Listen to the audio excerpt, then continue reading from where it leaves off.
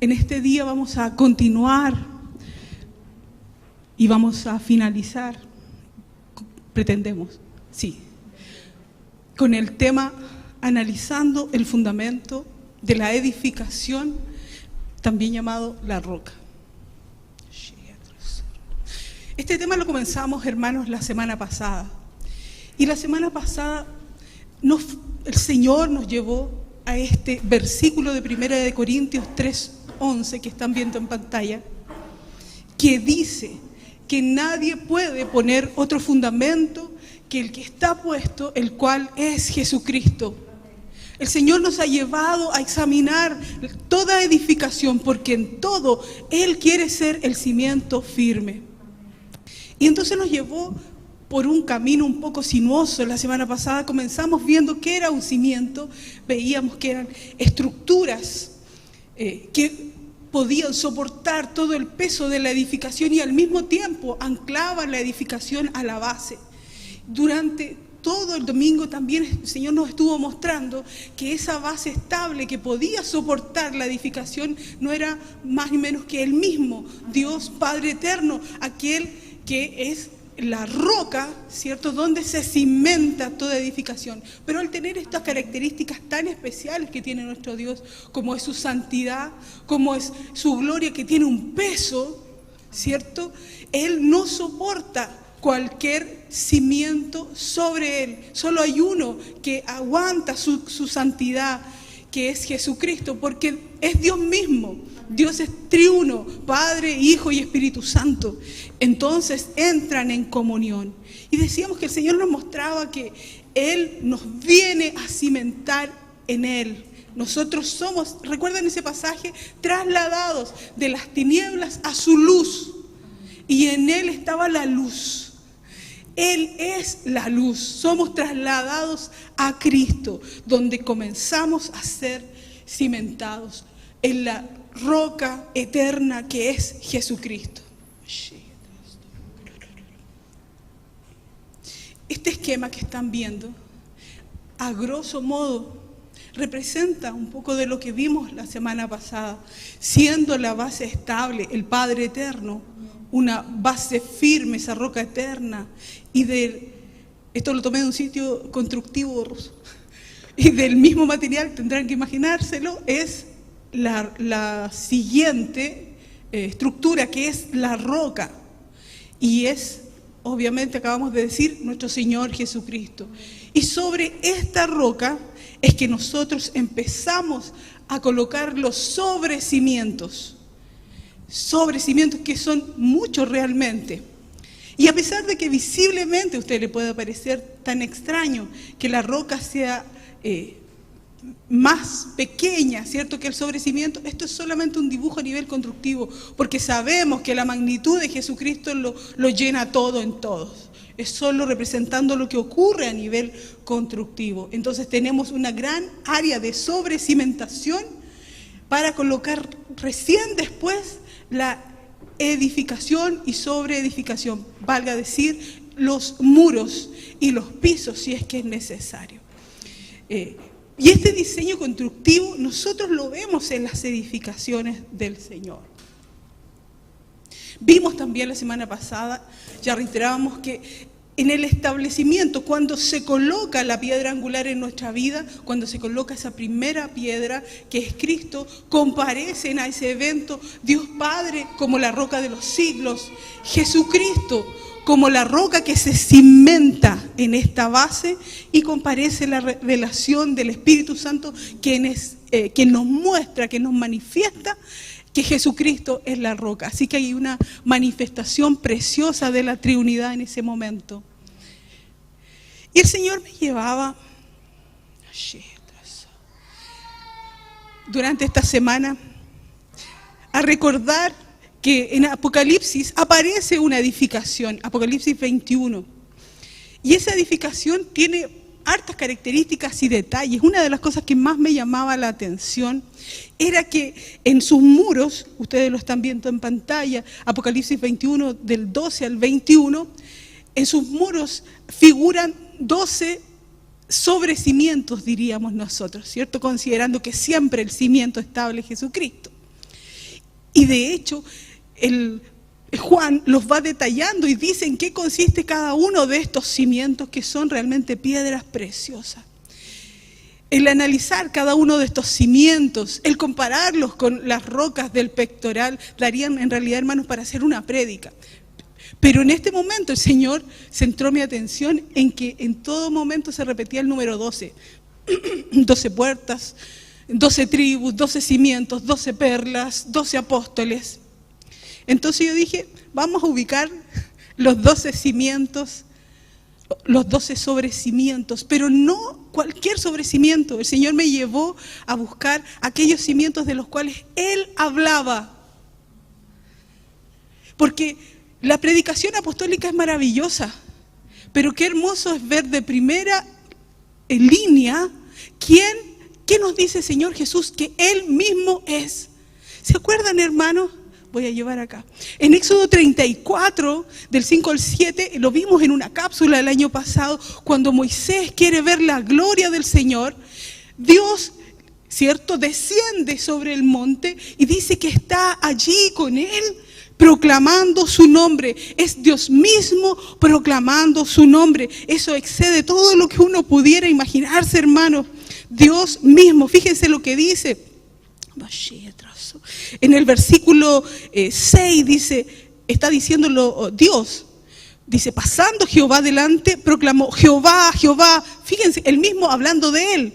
Fuerte, misericordioso, piadoso, Él dando sus características, Él mismo, Dios mismo revelándose, tardo para la ira, grande en misericordia. Yo en un principio pensé que esto lo decía Moisés, pero no, es Dios proclamando su nombre, Dios mismo hablando de Él y sigue, que guarda misericordia a millares, que perdona la iniquidad, la rebelión y el pecado, y sigue así. Y yo dije, el Señor es el mismo ayer, hoy y siempre. Jesucristo tiene que estar proclamando su nombre. Entonces me metí a la palabra y dije, esta es la predicación apostólica de base que tiene que estar sobre el cimiento que es Cristo. Entonces busqué, y el Señor me llevó a buscar los yo soy de Jesús, pero en el Nuevo Testamento, porque si Dios en el Antiguo Testamento se proclamó su nombre, ¿qué proclamó Jesús respecto de sí mismo? Y el Señor me llevó, hay muchos más, yo escogí arbitrariamente estos, porque son hermosos y más adelante van a ver que se forma una estructura. Son cimientos hermosos, cada uno de ellos los proclamó Jesucristo de sí mismo. En primer lugar, Él dijo, yo soy el pan de vida. Dijo, el que en mí viene, nunca tendrá hambre, y quien en mí cree, no tendrá sed jamás. En Juan 6:48 Él ya había dicho, yo soy el pan de vida que desciende del cielo. No como sus padres que comieron el maná en el desierto y murieron. El que come de mí, dice Jesús, vivirá para siempre. Está hablando de una vida superior y nos está invitando a comer de Él. El Señor es maravilloso, pero y también dice que no vamos a tener sed jamás. Esto se acuerda, lo mismo que le afirma a la samaritana, el que bebe de esta agua que yo le daré de beber, no tendrá sed jamás. Lo mismo que dice ese día final de la fiesta de los tabernáculos, venid a mí y beban, ¿cierto? Porque el que venga a mí, de su interior fluirán ríos de agua viva en ese precioso momento. Yo decía, esta es la predicación, la proclamación de Cristo de sí mismo. Pero siempre que hay un querigma, hay a la vez una didaque, ¿cierto? Una instrucción que viene.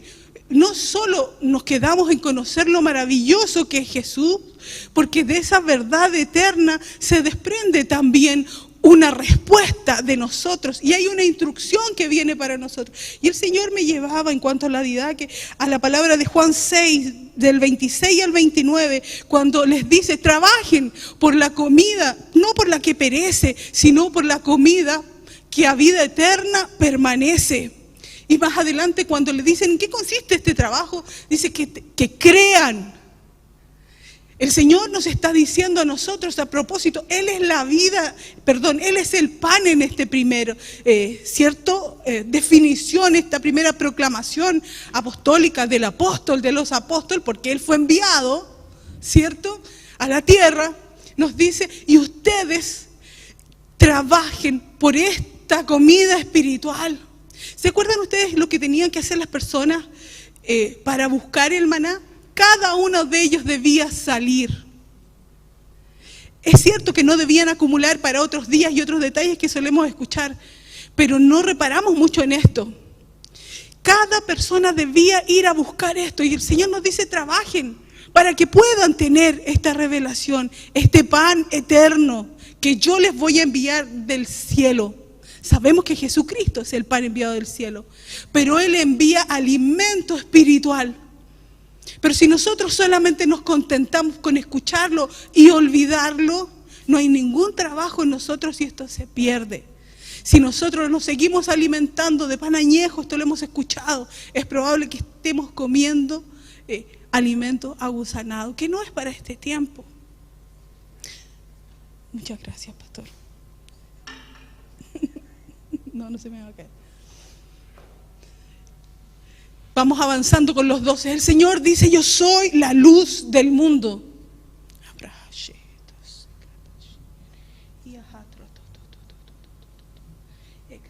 En Juan 8:12. ¿Saben por qué importa en esto yo soy? Antes de seguir adelante, porque vamos a seguir con 12. Primero porque Él lo dijo.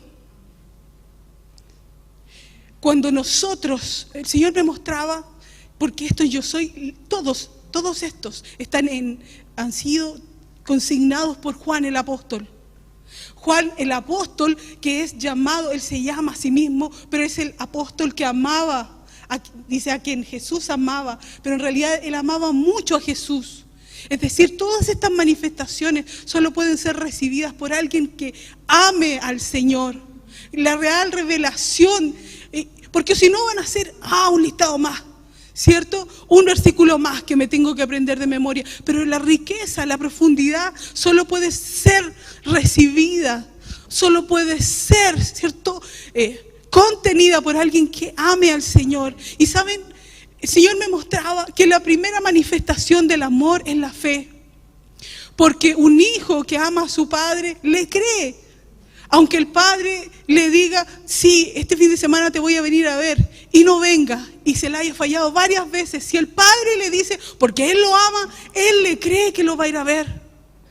¿Sabe que la madre que va a la cárcel a ver a su hijo, cuando su hijo le dice, yo no tuve nada que ver, a mí me involucraron, la madre se lo cree, ¿cierto? Se lo cree, ¿por qué? Porque lo ama. Los esposos cuando están casándose y están diciendo sus votos, ellos realmente, hermanos, creen lo que están diciendo.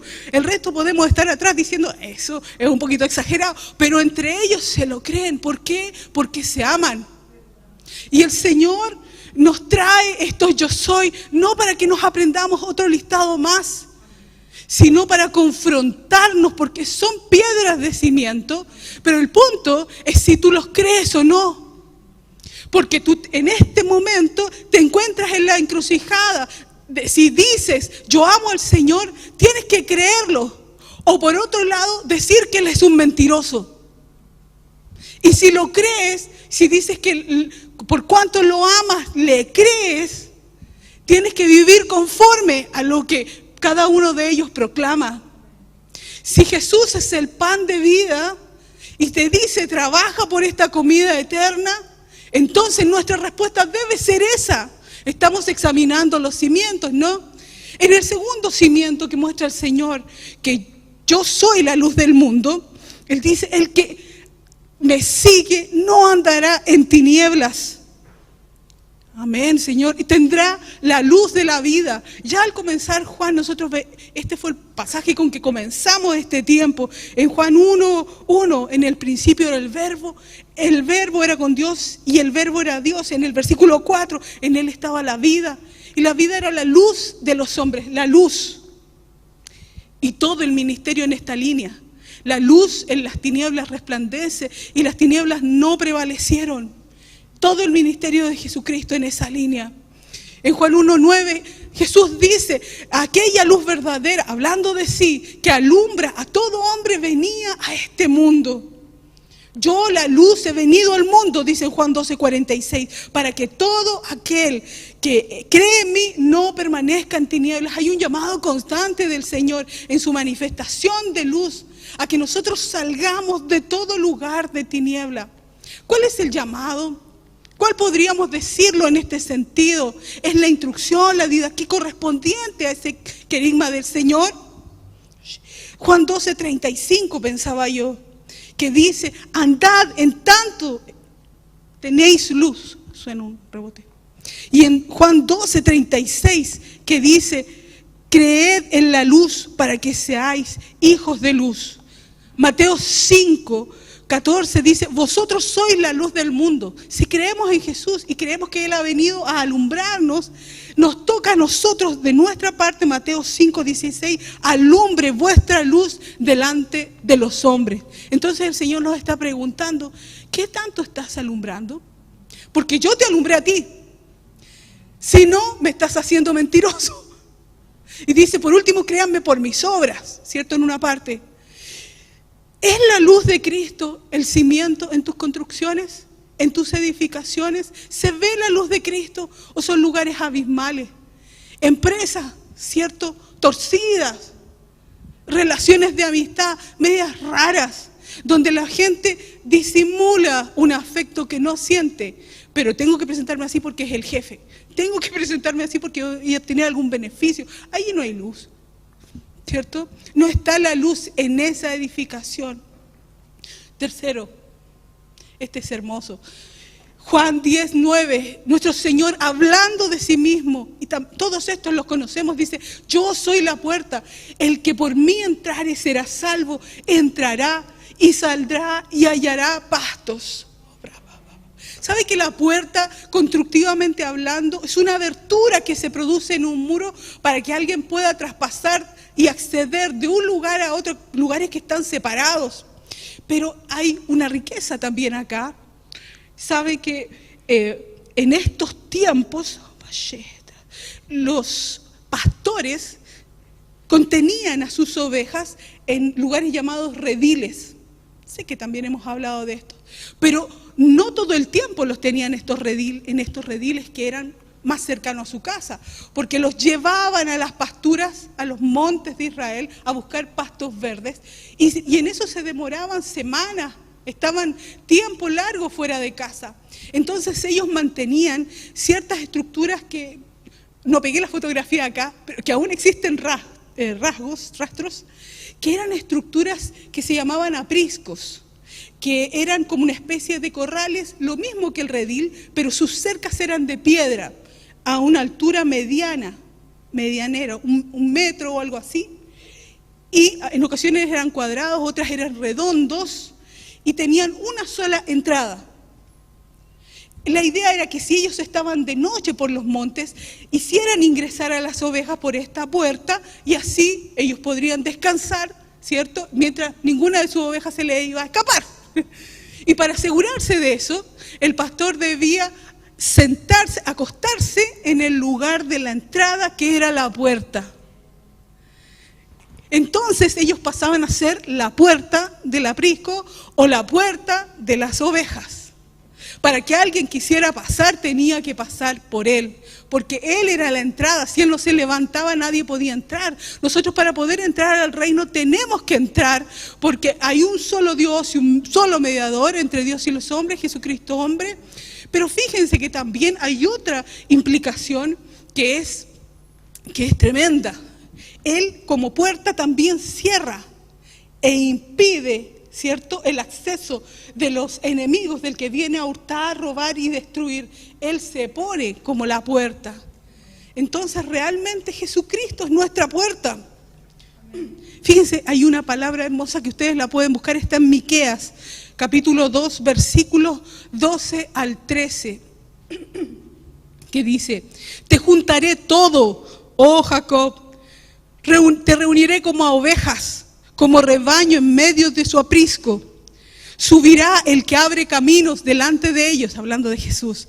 Abrirán camino y pasarán la puerta y saldrán por ella. ¿Se fijan lo mismo? Entrará y saldrá, lo mismo que Juan.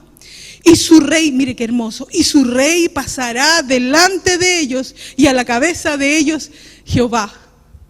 Jehová como la puerta ya desde el Antiguo Testamento. Qué precioso. La instrucción, entonces el mandato, el querigma, la vida que asociada a esta proclamación de Jesucristo, de sí mismo, ¿cuál sería? Tienes que entrar por la puerta. No hay otra forma. Juan 10:1, el que no entra por la puerta, lo sabemos, en el redil de las ovejas, sino que sube por otra parte, es ladrón y salteador. Hay que entrar por Jesús, porque solo la sangre de Jesús nos abre el acceso al reino. Y fíjense, Lucas 13:24 dice, esforzaos por entrar por la puerta angosta. Era angosta la puerta. Hay un nivel de esfuerzo que tiene que venir de nuestra parte, no por ganar la salvación, porque la salvación fue por gracia, es para poder entrar, porque ahí se produce una lucha.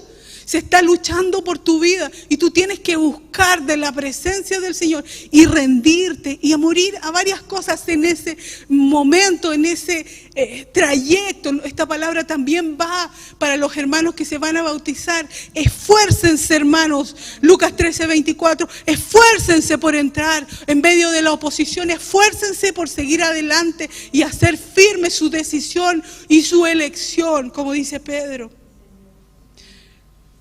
Cuarto querigma, yo soy el buen pastor.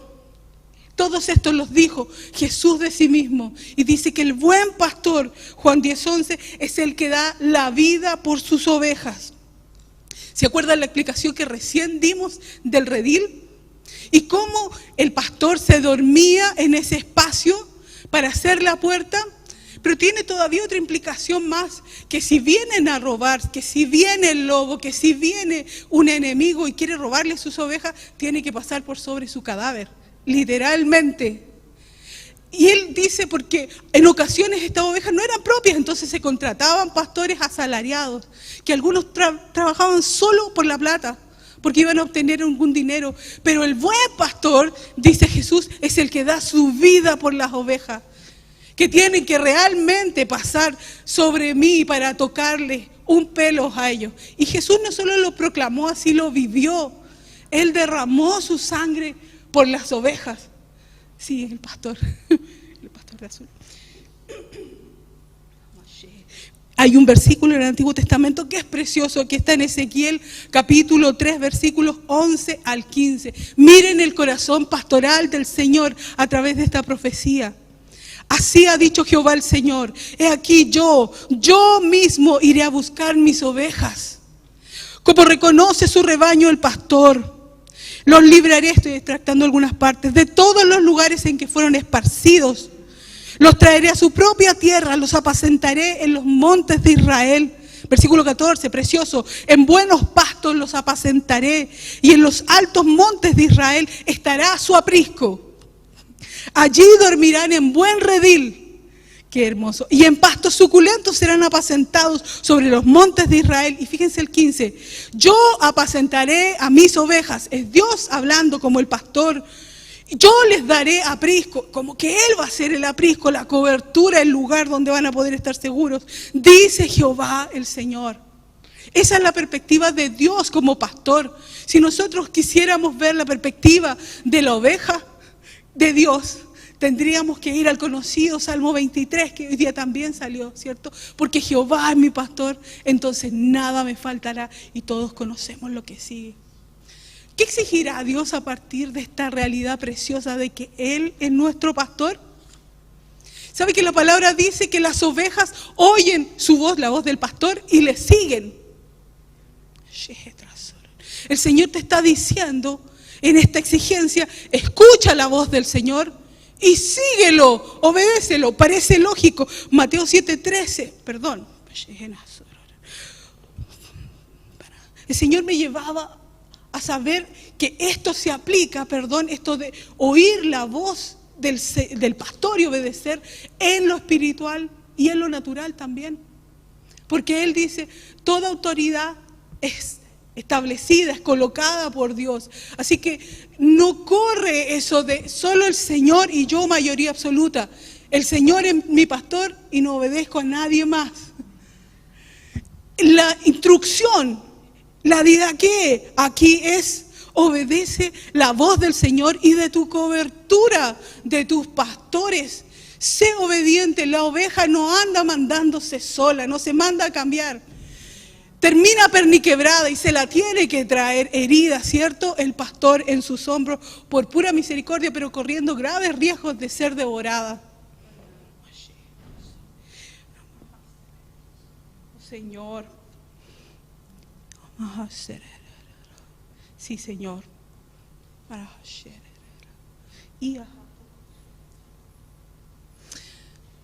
Hay una responsabilidad. Cada revelación del Señor trae un llamado, una responsabilidad para nuestra vida. Él dice, yo soy el camino, la verdad y la vida. Y nadie viene al Padre si no es por mí. Juan 14:6, lo sabemos. En el camino hay un transitar, hay un avanzar. En la verdad, Dios pesa tu veracidad porque Él es veraz. Y Él promete que en Él también está la vida, no solo la salvación de las tinieblas, sino una vida espiritual que te lleva a crecer y te abre la revelación de un mundo espiritual a tu vida. ¿Saben, hermanos? 2 capítulos atrás, Jesucristo ha estado diciéndole a sus apóstoles, yo voy a morir ahora, voy a volver al Padre. Y Él, cierto, suponiendo que lo entendía, le dicen, ustedes ya saben dónde voy y saben el camino, cierto. Y Tomás siempre sale alguno, pero Señor, no sabemos dónde vas, ¿cómo vamos a saber el camino? Juan 14:5, y Jesús, cierto, pero Tomás, ¿cómo dice? No sabemos dónde vas. Y tampoco cómo vamos a hacer el camino. Y aquí viene, yo soy el camino, la verdad, en este contexto es dicho, la verdad y la vida, y nadie viene al Padre si no es por mí. No hay ninguna otra manera de llegar a Dios Padre, sino a través de Jesucristo. Esto lo dice Pedro en Hechos capítulo 4, versículo 12. En ningún otro hay salvación, porque no hay otro nombre bajo el cielo dado a los hombres en quien podamos ser salvos. ¿Cuál sería la día que acá estemos examinándonos en este transitar? Tienes que procurar andar por ese camino, porque Él es el camino, y es un camino angosto, es fácil salirse. Cuando oímos nuestra propia opinión, cuando insistimos en no cambiar, y cuando elegimos el camino más fácil que requiere menos esfuerzo, tendemos a salirnos del camino que es el Señor. Mateo, perdón, tengo agua en alguna parte. Es que no quería botarla.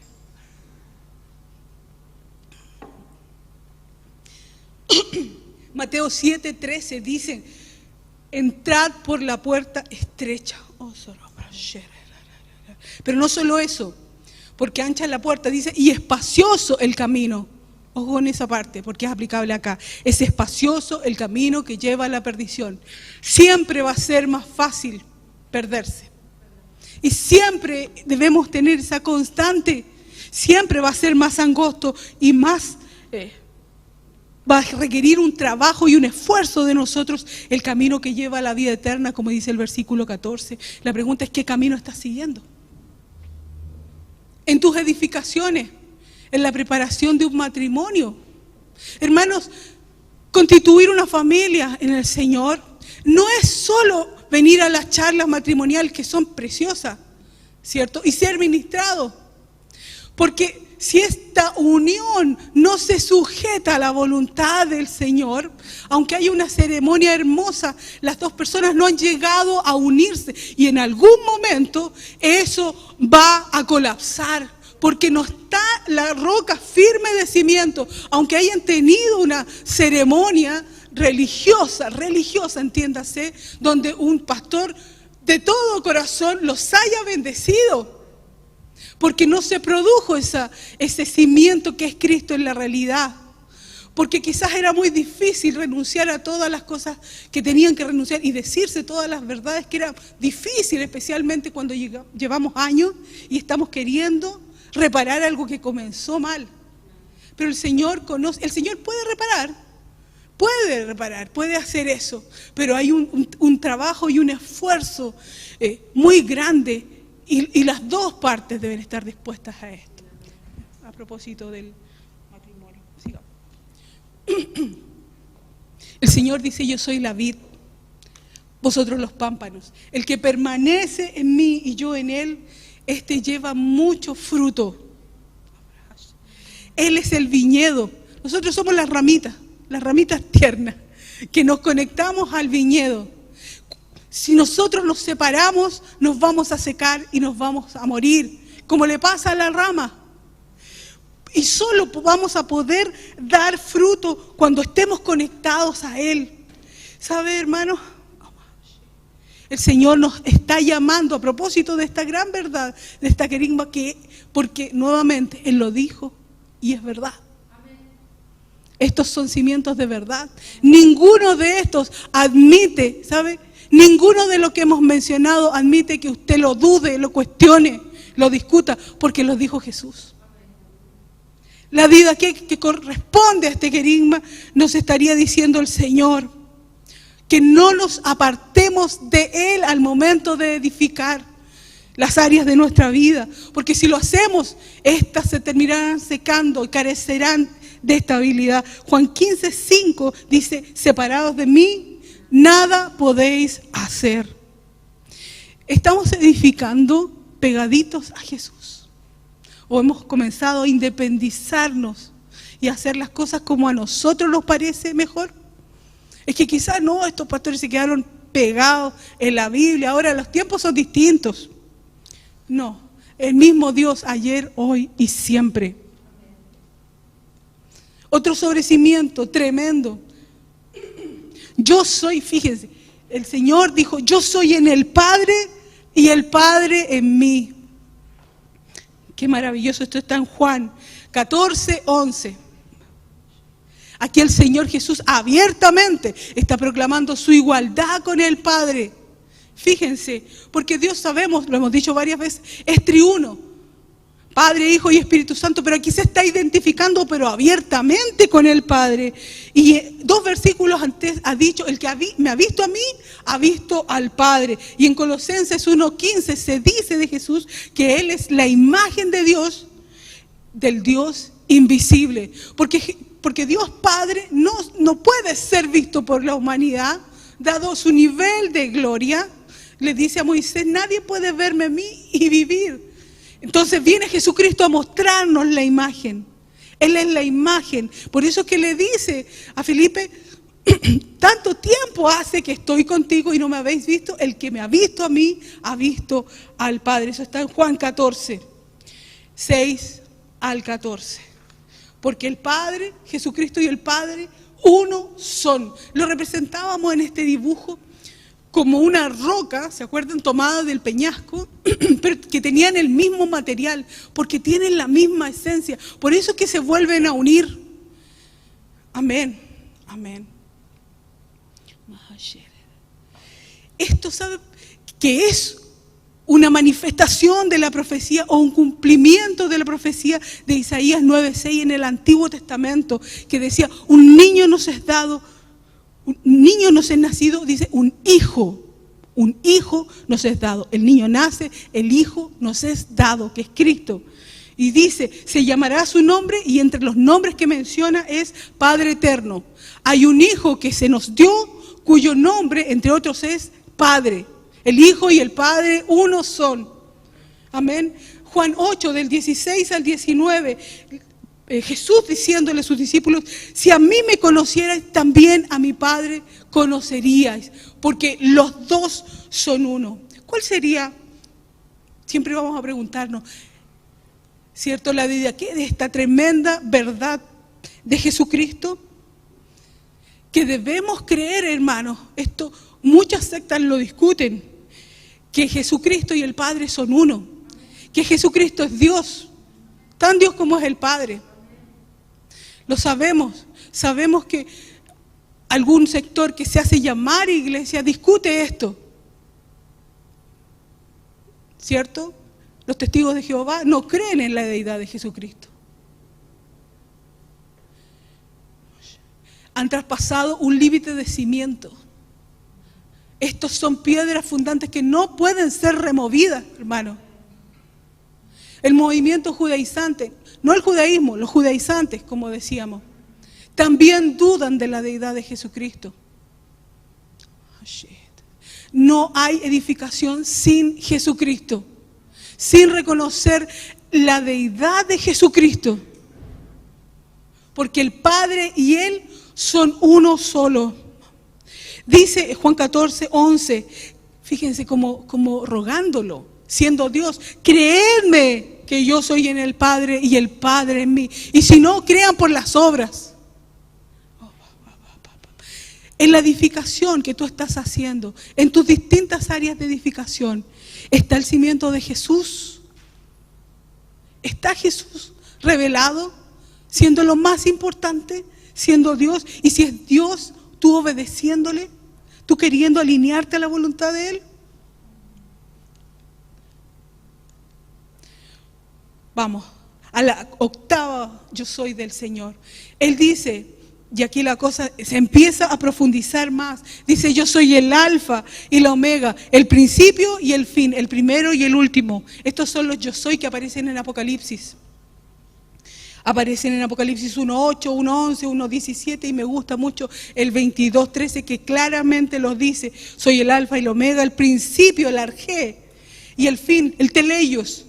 El mismo Jesucristo lo está diciendo, el primero y el último. Oh Señor, Dios no está, Jesucristo, en su manifestación de Jesucristo, no está limitado por el tiempo. Él estuvo en el comienzo y estará en el final. Es el mismo principio. Él dijo de sí que era el principio, porque en Él fueron creadas todas las cosas. Él estuvo cuando tú llegaste a salvación y va a estar contigo si Él no viene antes, cuando partas a su presencia.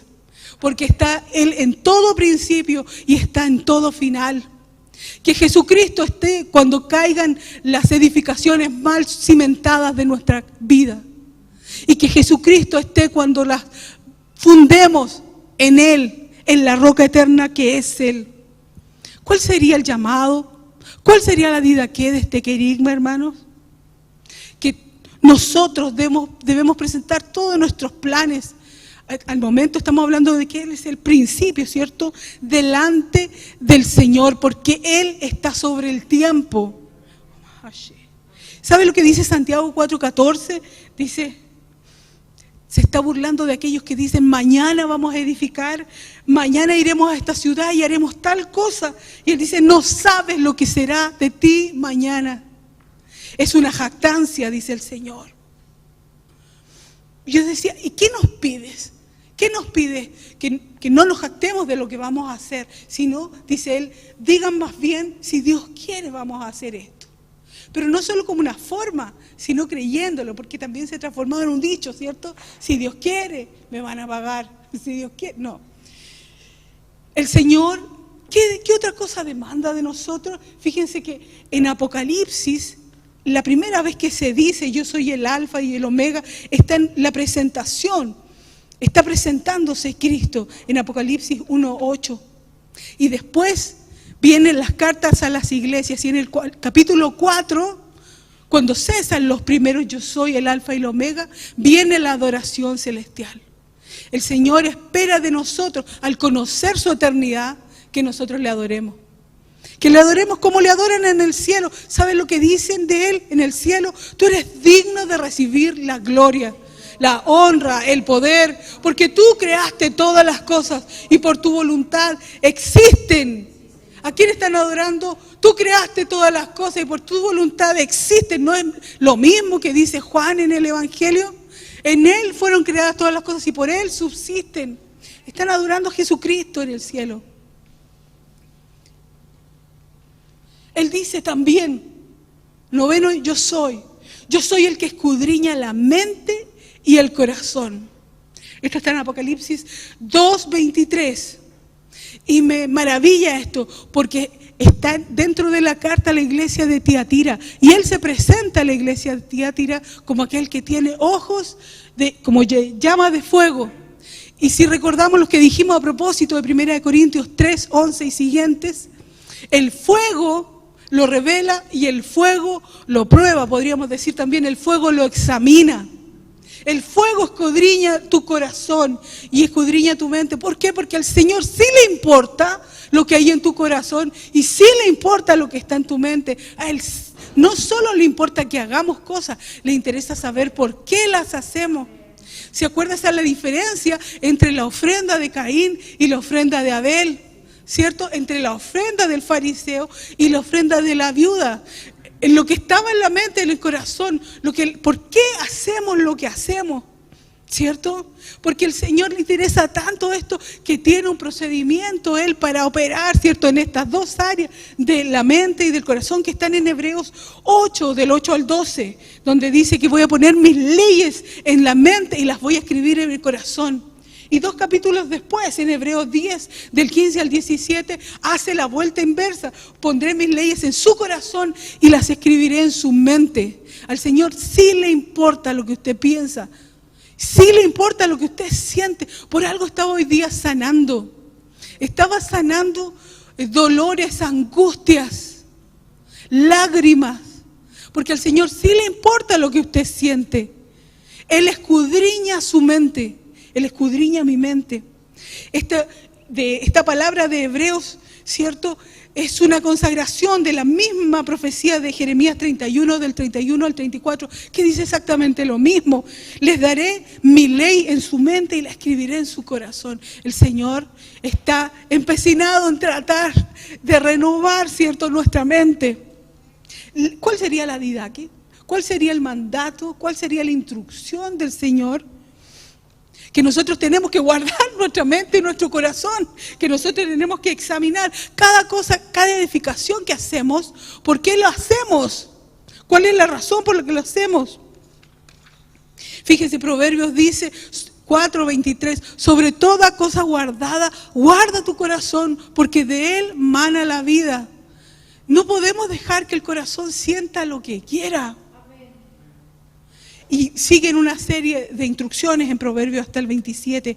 Y en Efesios 4:23, el Señor nos invita a renovar el espíritu de nuestra mente. Trata con tu mente, trata con tu corazón.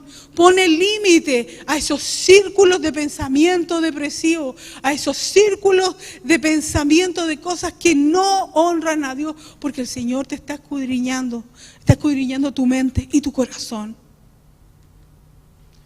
10º yo soy de Jesús, como cimientos, como sobre cimientos hermosos que están sobre el cimiento que es Cristo. Él dice, yo soy la raíz, esto es precioso, soy la raíz y el linaje de David. Es tremendo, porque esto como que de repente nos cuesta entenderlo, hermano, porque nosotros decimos, bueno, ¿acaso a Jesús no se le dice hijo de David? ¿Por qué Jesús es la raíz de David? ¿Cierto? ¿Por qué Jesús es la raíz de David? Porque Él creó todas las cosas. Es decir, Él creó esa simiente de la tribu de Judá, de donde vendría, ¿cierto? David, de la tribu de Judá. Y Dios es tan humilde que cuando se encarnó, Él eligió, pero no solo le eligió, lo hizo porque además lo había profetizado en Isaías 11, 1 al 5, que saldría una vara del tronco de Isaí, estamos hablando de la simiente de Isaí, que es la tribu de Judá, un vástago retoñará de sus raíces, es decir, el primero y el último.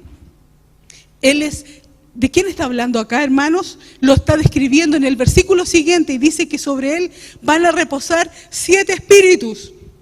Espíritu de Jehová, espíritu de sabiduría, espíritu de inteligencia, de consejo, poder, conocimiento y temor de Jehová. Y más adelante dice que este vástago, que este retoño, Dice, será la justicia cinto de sus lomos y la fidelidad ceñidor de su cintura en el versículo 11.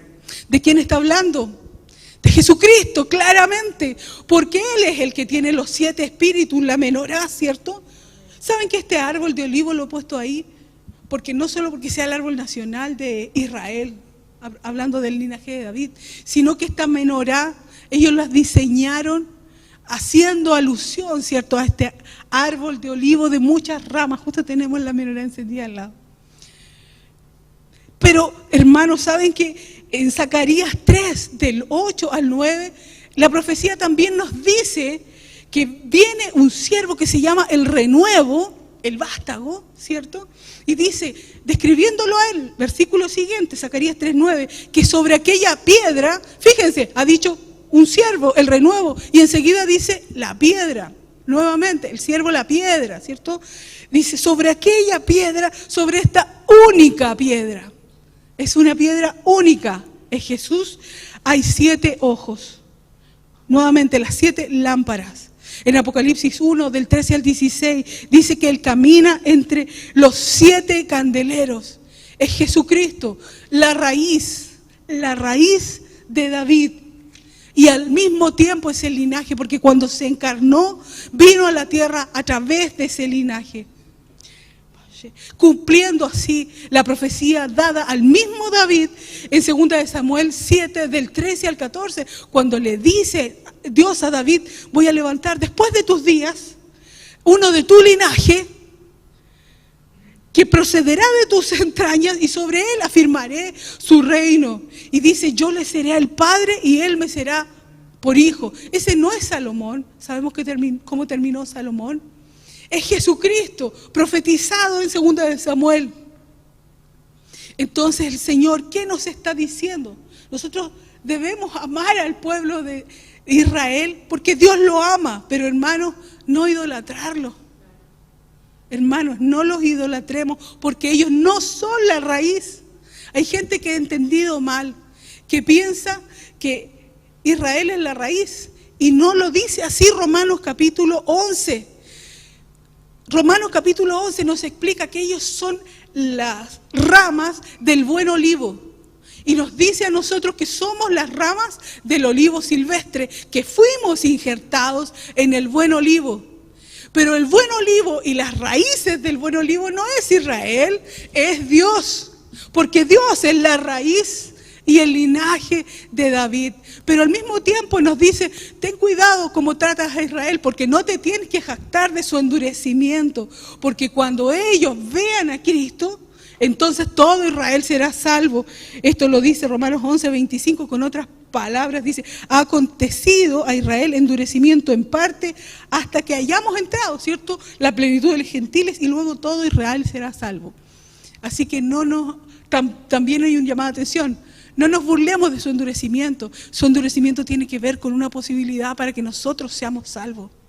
Pero luego todos vamos a estar como ramas, ¿cierto? Creciendo en el buen olivo que es Jesucristo. Amén. Amén. Un décimo yo soy de Jesucristo mismo. Dice, yo soy el que vivo y estuve muerto, mas he aquí vivo por los siglos de los siglos y tengo las llaves de la muerte y del Hades. Esto está en Apocalipsis 1, del 17 al 18. Este yo soy nos habla de la muerte y de la resurrección de Jesucristo, porque la muerte no lo pudo retener y esta es una verdad. Esta es una verdad que debe estar posicionada en nuestra vida. Si usted no le cree mucho esto, duda cómo alguien va a resucitar, cómo, hermano, revise ese cimiento de incredulidad, porque esto es cierto.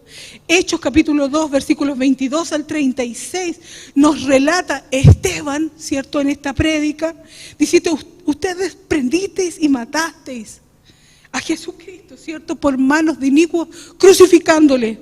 Pero él, Dios lo levantó suelto los dolores de la muerte, porque era imposible que fuera retenido por ella. En cumplimiento, ¿cierto?, de la profecía que dice, no dejarás que tu siervo vea corrupción. Y esto también concuerda con la palabra de Juan 11, del 25 al 26, donde Jesucristo dice: yo soy la resurrección y la vida. Como que pudiéramos agregárselo. Estuve muerto, pero vivo, y vivo por los siglos. Y ¿sabe lo que me asombra de este Juan 11, 25 al 26? Es que él se lo está diciendo a Marta cuando va a resucitar a Lázaro. Está hablando de su autoridad sobre la muerte, y eso que todavía no ha muerto ni ha resucitado. Él está diciendo: yo soy la resurrección, aun cuando todavía no había resucitado. Lo está declarando y proclamando de sí mismo. Y yo soy la vida. Han pasado 4 días, el cuerpo hiede ya, le dice, ¿cierto, Marta? Pero le dice: ¿no te he dicho que creas?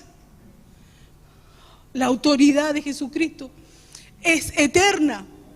Se manifestó y se comprobó esto una vez que resucitó, pero era de antes su autoridad sobre la vida y sobre la muerte. Mateo 28, del 1 al 10, nos habla de ese episodio de la resurrección y cómo las mujeres fueron al cementerio al día siguiente, ¿cierto?, del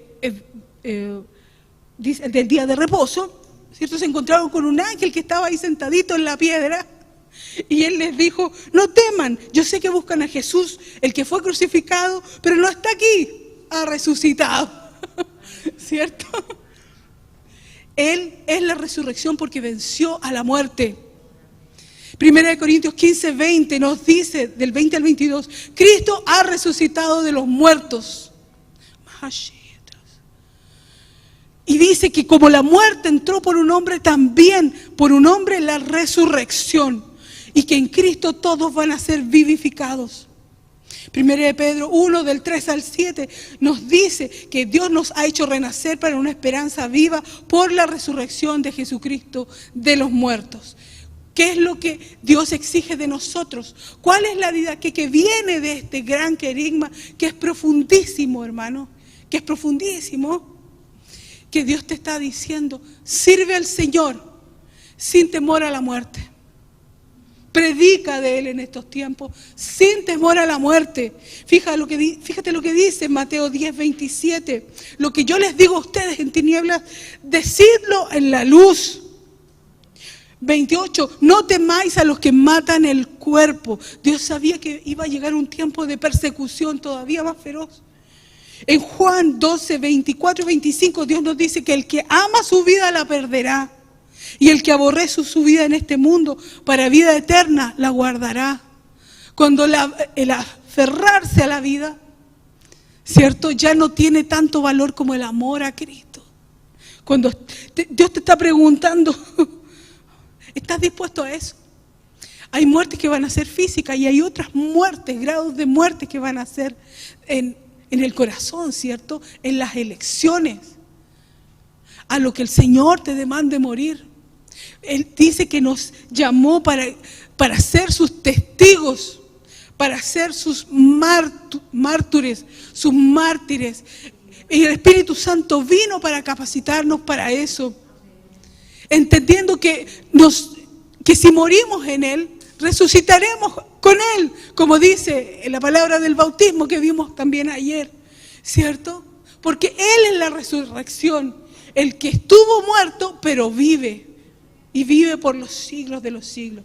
Vamos a ir al último de estos yo soy, que es tremendo, es tremendo. Dice, Jesús está diciendo en Apocalipsis 1:8, yo soy el que es, y que era, y que ha de venir, el Todopoderoso. Aquí ya no se guardó nada, así, nada que, ¿cierto? Lo dice abiertamente.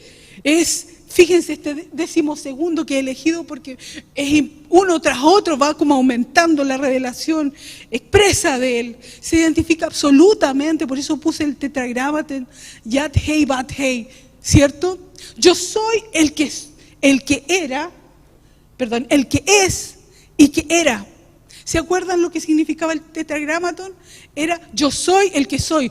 Ocupa 2 veces el verbo ser. Yo soy el que soy. Y ahora Jesucristo está haciendo la par en el Nuevo Testamento. Yo soy el que es y que era. Nuevamente dos veces ocupa el tiempo verbal. porque Él es uno que es lo que es.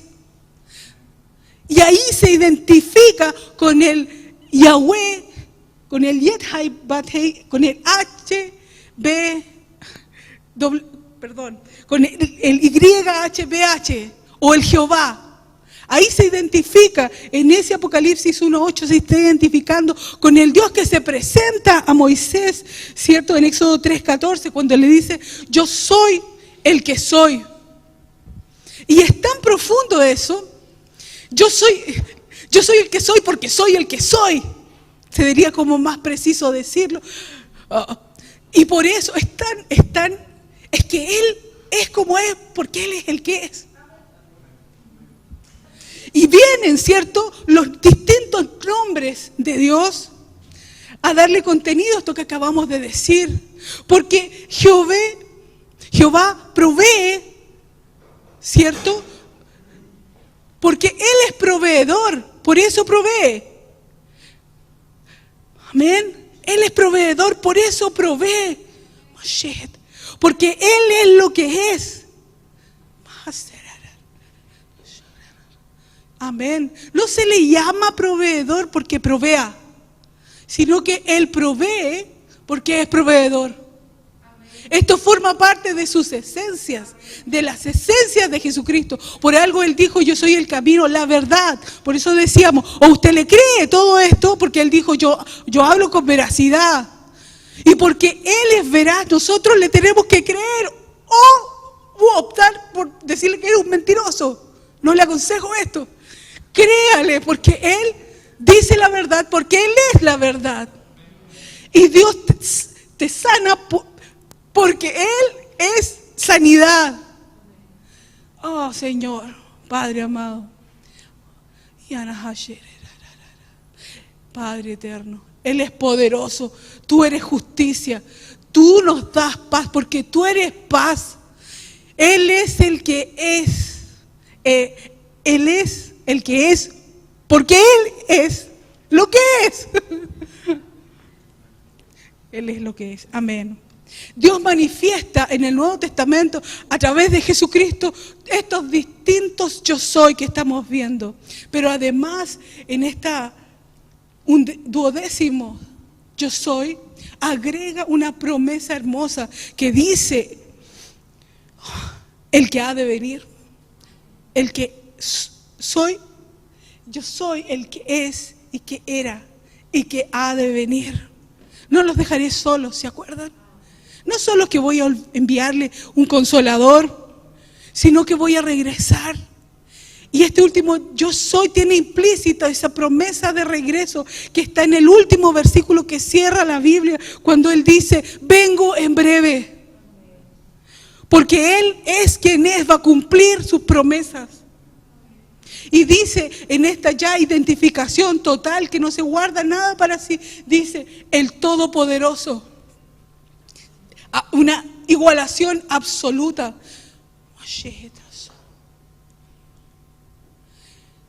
Y el Señor me mostraba que en estos 12 sobrecimientos, son esas piedras que colocamos, ¿cierto? Que se colocan en nuestra vida revelacionalmente sobre la piedra que es Jesucristo. Pero cada una de estas piedras de revelación, de sobrecimiento, no solo son un querigma y llevan implícito una didaqué, sino que además ellas predican un evangelio. Estos yo soy, estas piedras de sobrecimiento de los yo soy de Jesús, predican el evangelio de Jesucristo por boca de Jesucristo. Pero para que no digan que estoy agregándole algo a la palabra, no estoy agregando un quinto evangelio, estoy diciendo el evangelio que predican los sobrecimientos, el evangelio de Jesucristo, que dice que Él nació humilde porque es el pan de vida, nació en Belén. Oh Padre eterno. Que Él vino a alumbrar a los hombres que vivían en tinieblas y en sombra de muerte, porque Él es la luz del mundo. Estos cimientos van a predicarle a tu edificación constantemente que solo Jesús es la puerta que te permite regresar al Padre, porque Él es la puerta. Él hace lo que hace porque Él es quien es. El Señor, estos cimientos sobre cimientos te predican a cada área de edificación que Él es tan buen pastor que derramó su sangre por ti, porque Él es el buen pastor, por eso hizo esas cosas. También te predican que Él es el camino, la única vía legal para alcanzar salvación y vida eterna. ¿Te fijan que estás predicando un evangelio estos sobre cimientos? Te predican, en sexto lugar, que te mantengas unido al cuerpo. Le predican a tus edificaciones, mantente en la vid para que tengas vida y para que puedas dar un fruto agradable.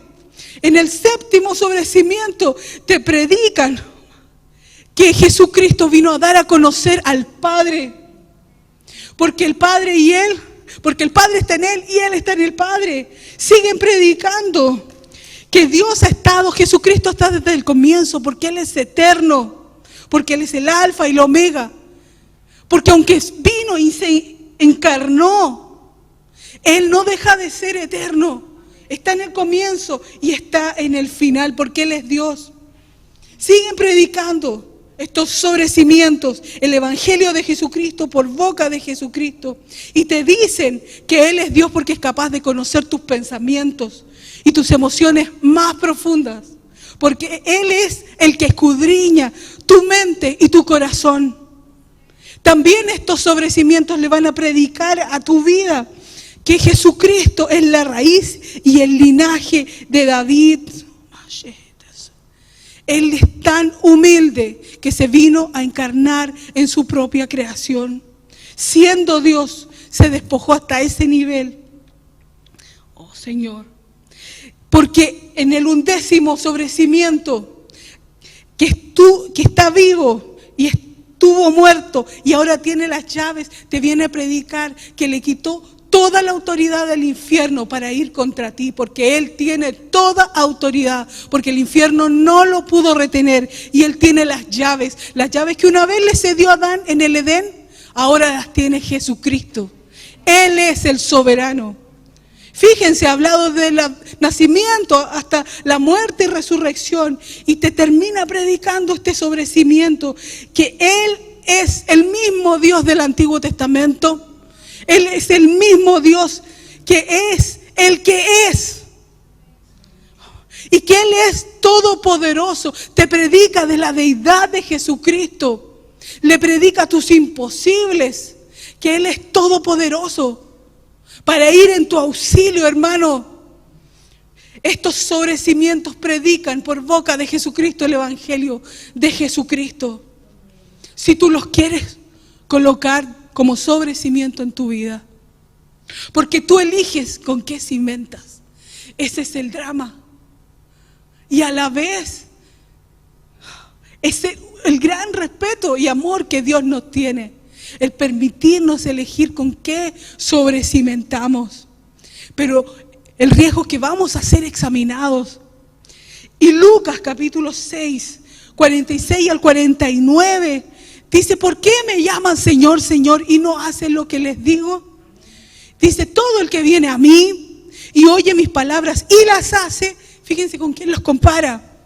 Lo compara con un hombre que al edificar su casa cavó hondo, ahondó y puso un fundamento sobre la roca. Y cuando vino la inundación y el río dio con ímpetu sobre esta casa, no la pudo mover porque estaba fundada sobre la roca. Trabaja por establecer estos fundamentos, estos sobrecimientos del evangelio de Cristo mismo en tu vida, y que ellos vengan a examinar tu edificación, porque el Señor habla de otras personas, que es el que oyó por ejemplo esta palabra y dice y no hizo. ¿Y sabe con quién los compara? Los compara con un hombre que edificó sobre su casa sobre la tierra, no tenía ni un cimiento, sin fundamento. Dice: contra la cual el río dio con ímpetu y luego cayó y fue grande su ruina. En el mundo actual, hermano, en el mundo actual se está edificando sin el cimiento, se está despreciando el cimiento que es Cristo, y con mayor razón los sobrecimientos que acabamos de hablar. Vemos estas marchas en la foto que está viendo usted en pantalla, cuando en Argentina celebraban a gritos en las calles la legalización del aborto libre.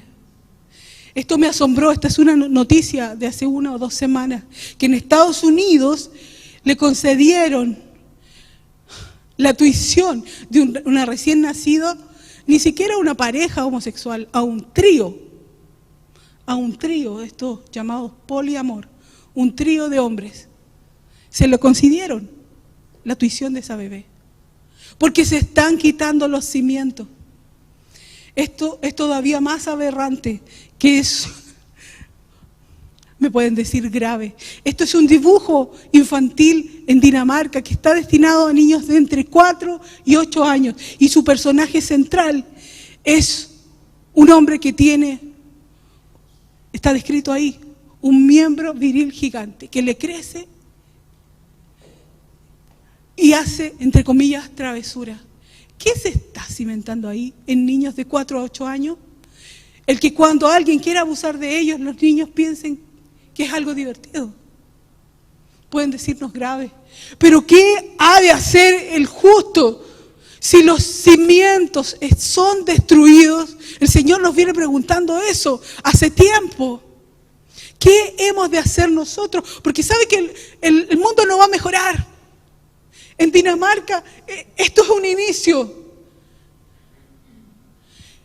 El aborto libre y de calidad ya es un reclamo, entre comillas, de calidad. ¿Cierto? Es un reclamo. Tenía otra noticia más que me la comentó Erika, que era que en una universidad de Estados Unidos suspendieron de la carrera de pedagogía a un estudiante por decir que un hombre es un hombre y una mujer es una mujer. Porque según ellos, no tenía la amplitud de pensamientos como para llegar a convertirse en un docente, porque en esa escuela se respeta el libre pensamiento, mientras te convenga. El libre pensamiento de él no se respetó. Se están removiendo los cimientos, hermano. ¿Qué ha de hacer el justo? Si usted... el Señor está en la pregunta que está lanzando en este tiempo. Dice el Señor que va a tener que vivir por su fe. Dijimos que la manifestación inmediata del amor, que quizás el Señor me lo mostraba, la primera manifestación del amor era la fe, que yo le creo a la persona que amo. Que el hijo le cree al padre que ama, aunque le haya mentido varias veces.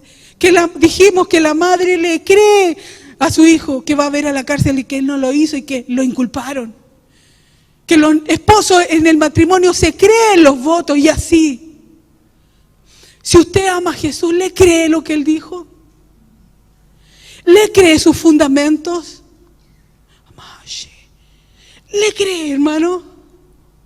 ¿Cree que es el pan de vida y que lo va a sustentar? ¿Usted cree realmente que Él quiere iluminar todas sus edificaciones? ¿Usted cree que solo a través de Él puede entrar al Señor, al reino?